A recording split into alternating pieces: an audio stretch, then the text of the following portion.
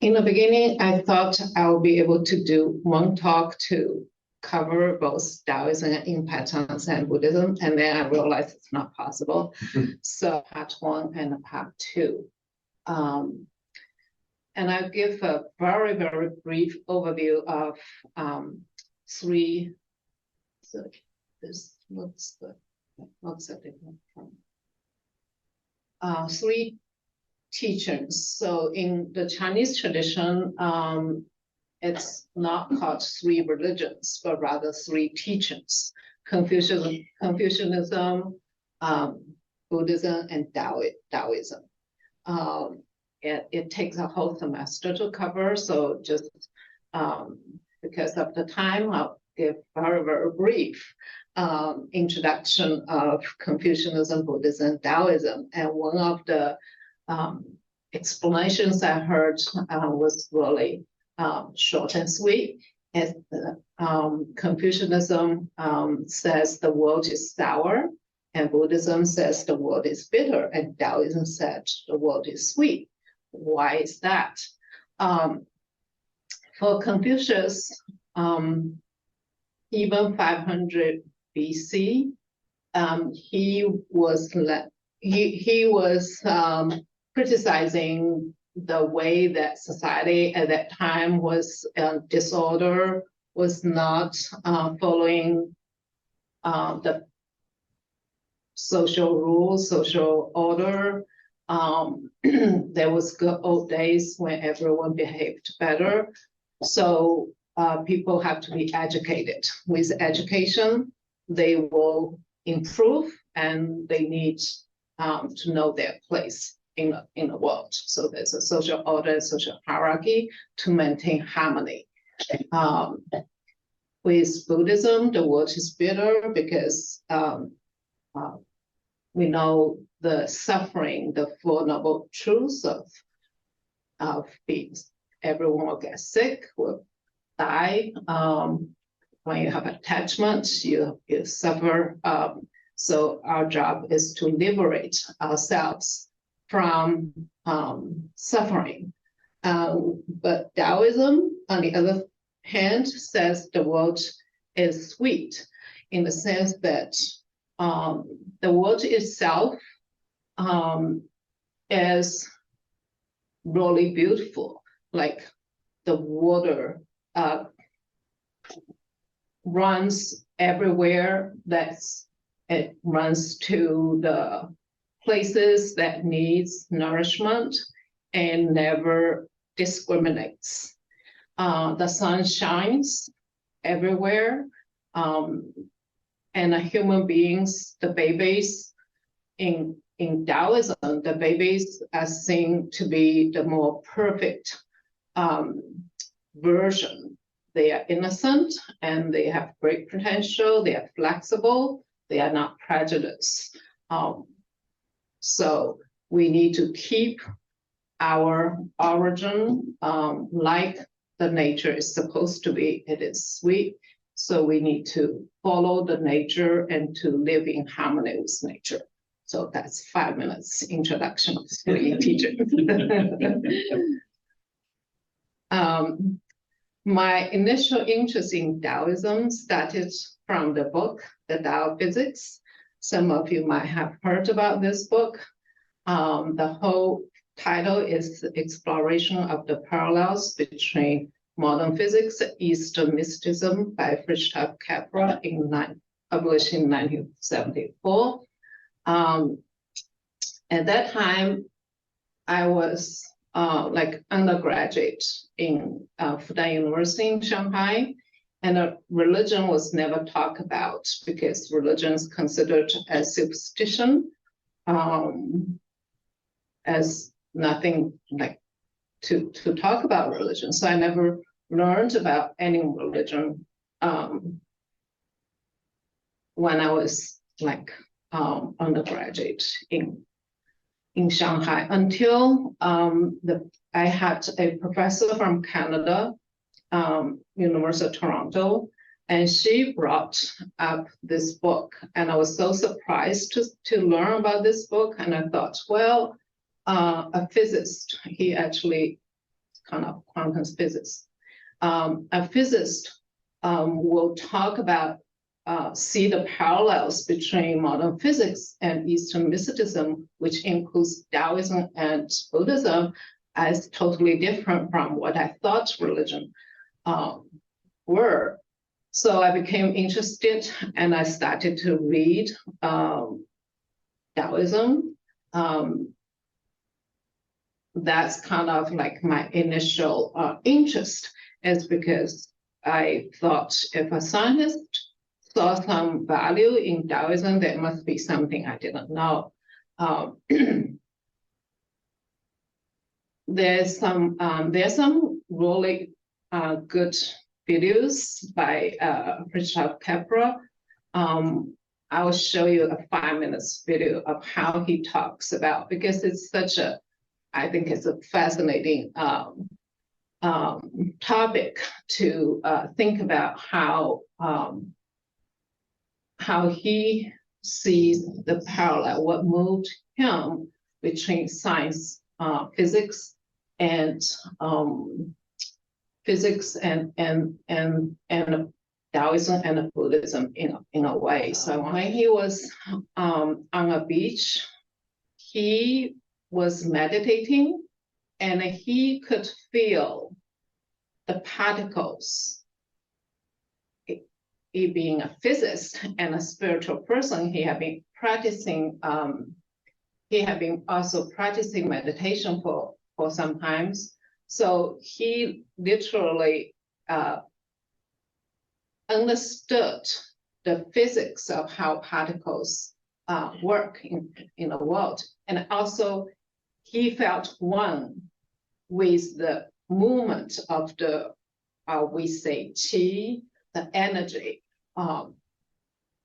in the beach, kind of being one at that moment. So he was really touched, and he started to draw a picture of how he felt and how his rational mind understand the particles. And he showed the picture to a colleague from India. And when he saw the picture he drew, he started to cry. He said he literally started to cry because he was brought up in an environment that knew the spiritual practice. But in the United States and in his higher learning, he just kind of ignored that spiritual practice. And seeing Richard Capra brought the spiritual practice and physics, quantum physics together, really touched him deeply. That's his story. He wasn't sure how his discussions and book was going to be received by the public. And he started to write short articles about this topic. And he wrote 3 short articles and published, in New York Times or somewhere in a newspaper, and was really well received. And was so well received that he got encouraged to write a book. And when the book was published, it became bestseller for a few months, a few years, and being translated in more than 10 languages. So it was remarkable. And ever since then, I became interested in learning about Daoism. And I also did my own translation of Dao De Jing from Chinese into English, and I learned Dao De Jing is very short and sweet. It has been translated thousands of different versions. Second to be translated, published, second from the Bible. Even Alan Watts, who doesn't know Chinese and tried his hand in translating his version of Dao De Jing, and I read it. It was pretty good. He said he would meditate on one verse, and he had like dozens of translations in front of him, and he meditated, and he like rewrites some other people's translation. So this slide is kind of also a summary of what Bishop Capra said why he found Daoism was particularly relevant. He said there are two approaches for understanding. One is intuitive, another is rational. There's meditative awareness and scientific analysis. So Eastern mysticism, which includes Daoism and Buddhism, is more intuitive, meditative, and it's experiential rather than rational and holistic, whereas Western science is analytical. Of course, we need both modes of understanding, and by using both modes of understanding, we have a more holistic understanding of the world and of ourselves. So that's why he wrote this book. And he was, he also used, I think, yin and yang as his coat of arms for his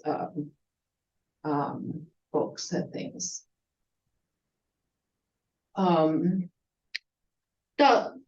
Daoism, sometimes they're translated, there are two ways. One is Tao or Dao. It's because of the pronunciation.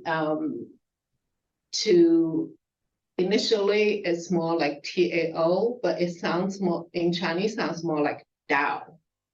Dao, Dao, Dao. So it sounds kind of like these. There's a British linguist, Wei Zhao's, translated as Tao, and now the pinyin system will translate it as Dao. It doesn't really matter too much because if you read Chinese, you read Chinese characters. So both are okay.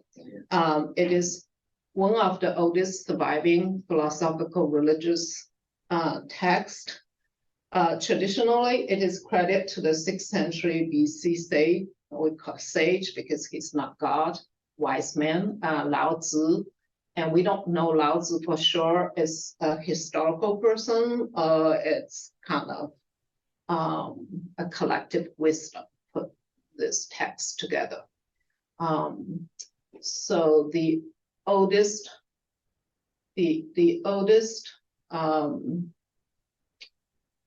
version of the text written on a bamboo tablets were found in a tomb, and it's dated prior to 300 BC, so that's pretty impressive. To the next page. So this was the old one. 3 aspects of Daoism. So like religion, especially Daoism, but religion in general, there are 3 aspects of it. One is philosophical, another is folk religion, and folk beliefs, another is a spiritual practice. So Daoism text is more a kind of philosophical explanation of how the world is. But there are different kind of practices and folk beliefs that has more superstitious elements to it. So in terms of philosophical text, it starts with yin and yang, that we need to live in harmony with the Tao. And what is Tao? The Tao is, from the text, the first chapter of the text says the Tao that can be articulated is not the real Tao. The name that can be named is not a real name, because the ultimate reality of the world, or the ultimate aspect of God, transcends language. Whatever language we use to describe, we already limit the limitedness of the ultimate reality, but we have to talk about it. So he said we just give the name Tao, but in reality, we limit the thing that cannot be limited, right? So that's one aspect of it, that the author is very aware of our limitation to capture the essence.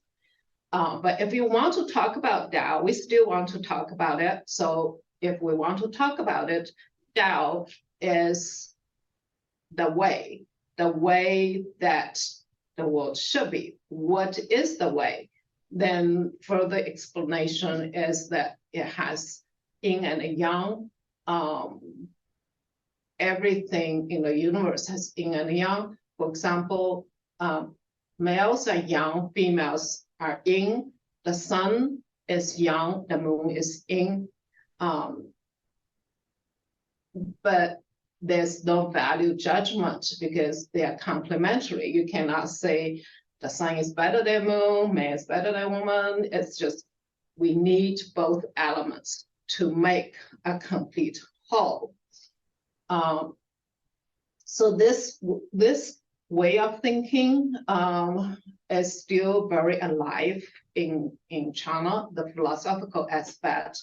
For example, the traditional Chinese medicine, martial arts, poetry, music, and paintings, they all have underlying underlying philosophical traditions that's embedded in the medicine, in the martial arts. A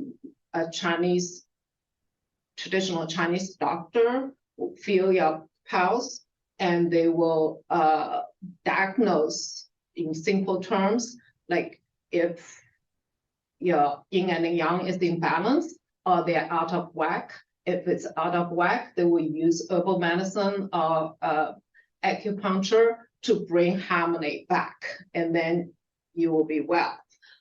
So that's kind of being influenced in the Chinese hospitals. There are two departments. There's Western and there's traditional Chinese medicine, and you can choose to go to one of the departments. It's also religion or spiritual practice, meditation practice. In the meditation practice is a little bit, it has similarities and differences. One of the similarities is that you sit and meditate and be mindful. But in traditional Taoist meditation, you will practice the circulation of qi. You become aware how your qi circulates, and you can use techniques to make sure your qi circulates better, so you have better health that way. In terms of, so next time I'll talk more about Zen Buddhism. In the Chinese call it Chan. It sounds more like Chan, C-H-A-N. In Japanese, it's Zen. It's kind of close a union of Buddhism and Daoism.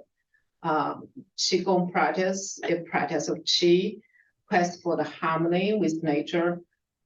In terms of folk beliefs, most people want to have something concrete like God to worship. So they will have like Lao Tzu or many other local deities to pray for health. And they also perform birth and death rituals, but that's separate from the philosophical aspects of religion. It's separate, it's related. So I want to show you briefly of my personal journey to a Taoist mountain in 2015. My goal at that time was to practice a form of meditation that will make me aware of my qi energy. So I went to that mountain. So this in Chinese, it actually says Buddhism, Daoism, Confucianism is three teachings in one, like a trinity. Like they don't consider them like as separate or as superior or inferior. They just consider them as like one body of teachings that we all need.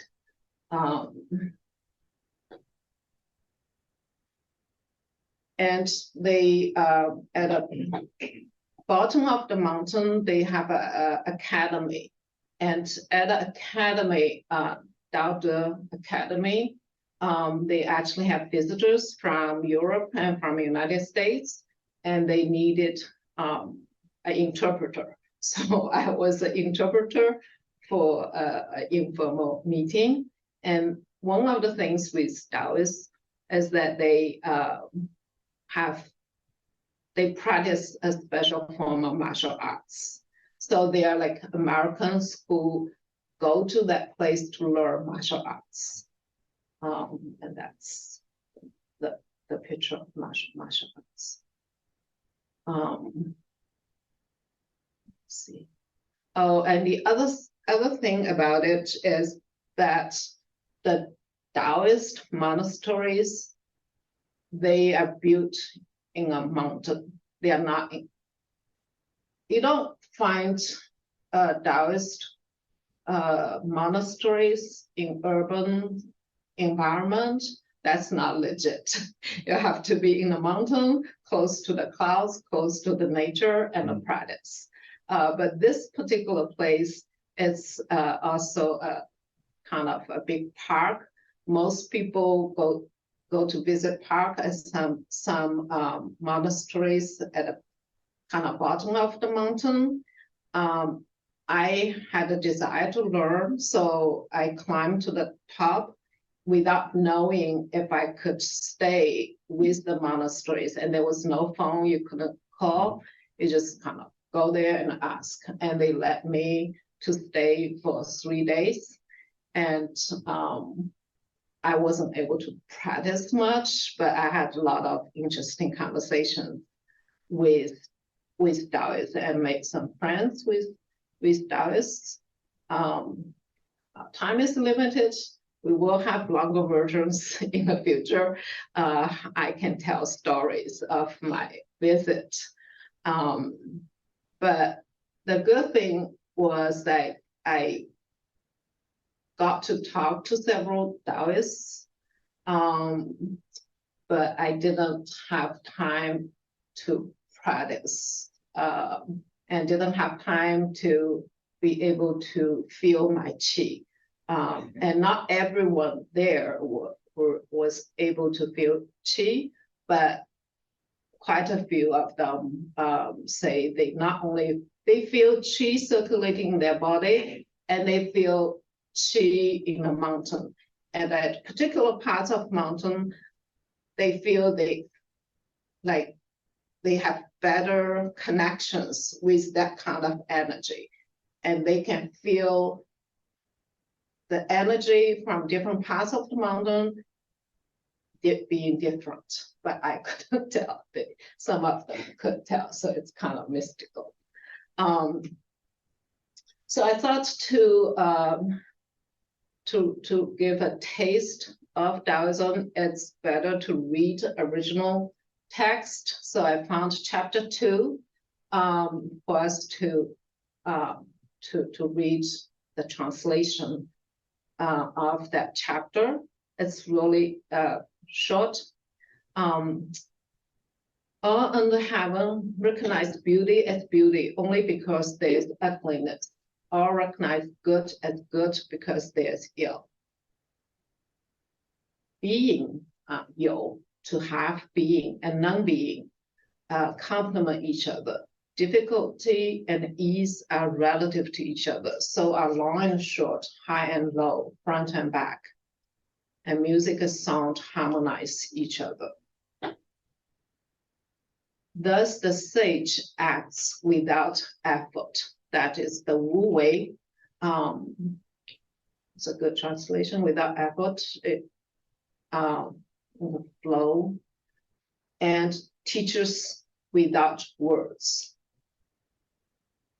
Mere things grow silently, flourishing without being possessive, and achieving without making claims. Thus, nothing gets lost when nothing is claimed. It's very philosophical. It's not really religious, it's more philosophical, right? So here I found a paragraph from the Heart Sutra. Heart Sutra is also very short and very philosophical. And I want to just kind of read both and then to think about what they kind of complement or different. Bodhisattva of compassion, when he meditated deeply, saw the emptiness of all five skandhas,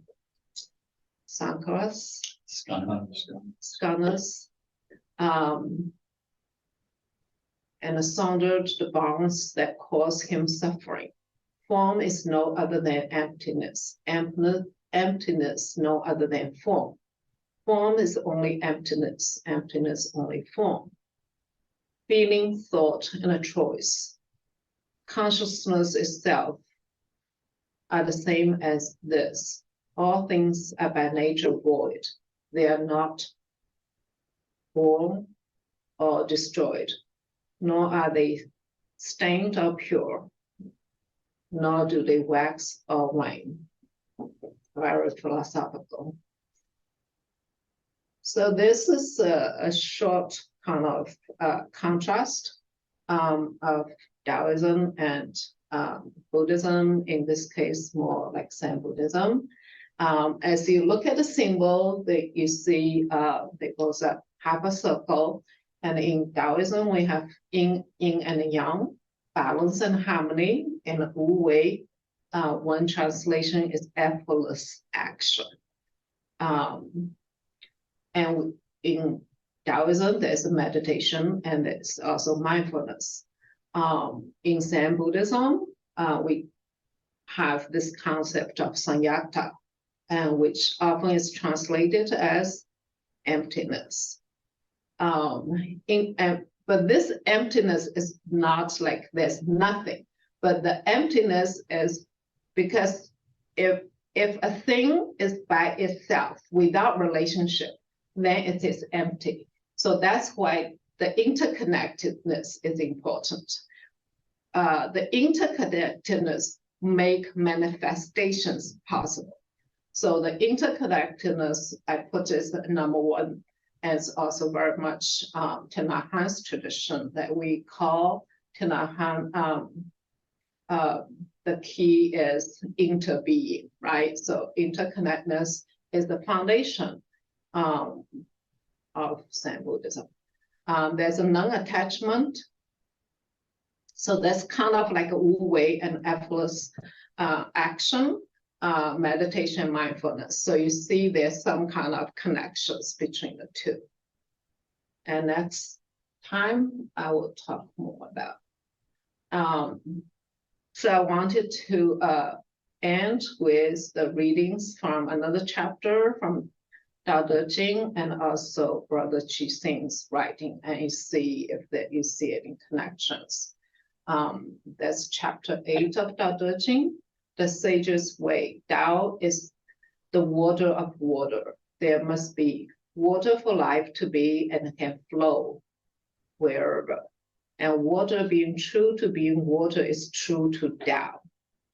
Those on the way of Dao, like water, need to accept where they find themselves, and that may often be where water goes to the lowest places, and that is right.